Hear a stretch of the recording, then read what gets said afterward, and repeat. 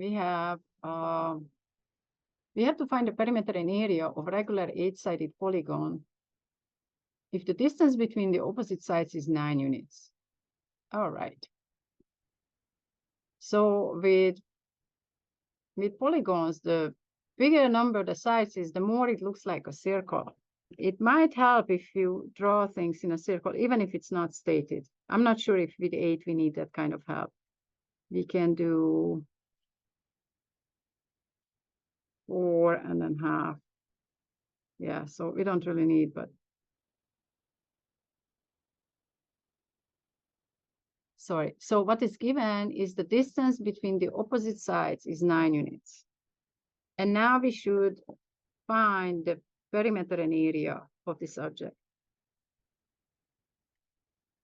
Now, every regular octagon, they are all similar to each other. So there is just one where this distance is 9. So that means that this distance is enough to find everything here. And I bet you there are several ways to do that. So one way, well, I feel very tempted to call the missing side X. There is so many of them.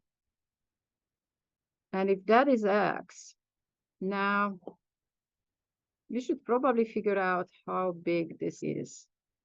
One way to do that is that if we connect 2 points on the octagon with the center of that circle, these 2 angles are equal and they will add up to what we are looking for, this angle. And we can figure out the third angle, which is 360 divided by 8, which is 45.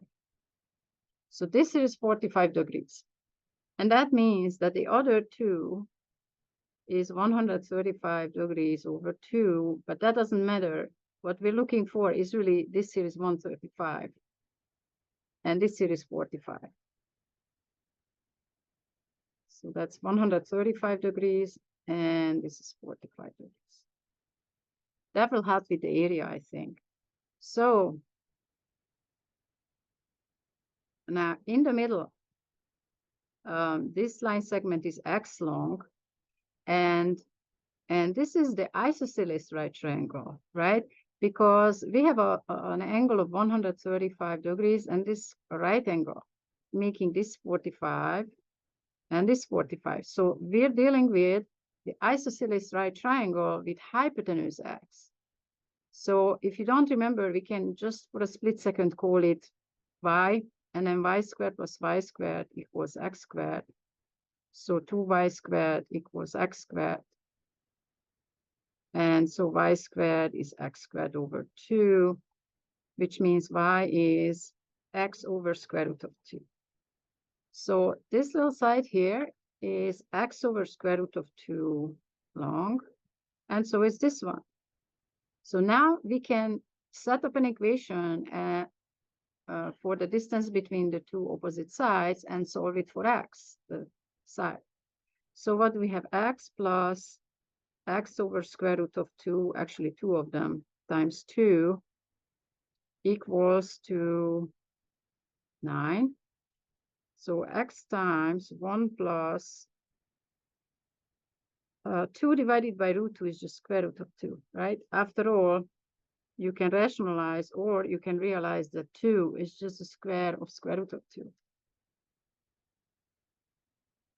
And then we cancel out 1. Equals to 9. So x is 9 over 1 plus root 2. Well, just for kicks and giggles, let's rationalize it. Root 2 minus 1 is the conjugate of the denominator. So, and when we multiply this out, we get 1. So basically, 9 times square root of 2 minus 1 is a side. And that might feel big, but this number is less than half, right? Square root of 2 is 1.41, subtract 1.4. So I guess it's going to be somewhat reasonable. Let's see. 9 times square root of 2 minus 1 is somewhere between 3.5 and 4. I think that looks reasonable. We could look back and say, Well, we're not asked for exact values. We're asked for approximations. Even so, we will lose precision if we clear the calculator and re-enter stuff. So I don't know what tomorrow brings. Sometimes you can compute with the exact value and just switch to approximations on the last line, or maybe that's going to be very difficult. Just to be ready for both cases, I'm going to store this in the calculator. I'm going to store it under A. All right, so that's the side. So I think the perimeter is going to be fairly easy. I shouldn't have cleared the calculator. The perimeter is just 8 times x. Now I cleared the calculator. Oh, no, I didn't. What do I say? Well, I'm going to clear it now, but I'm going to say plus 0 because then the calculator knows, oh, you want to add 0 to the answer. There it is. And I'm going to multiply it by 8.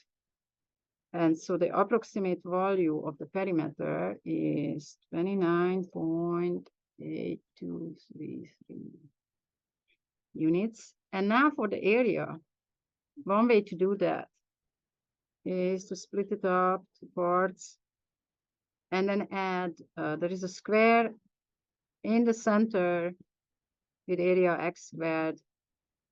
These sides were x over square root of 2, if you recall. So one way to do that is to say, well, in the middle, there is x squared. So that's done. Plus, there is 4 rectangles, 1, 2, 3, 4. One side is x, the other one is x over root 2. And that takes care of these guys.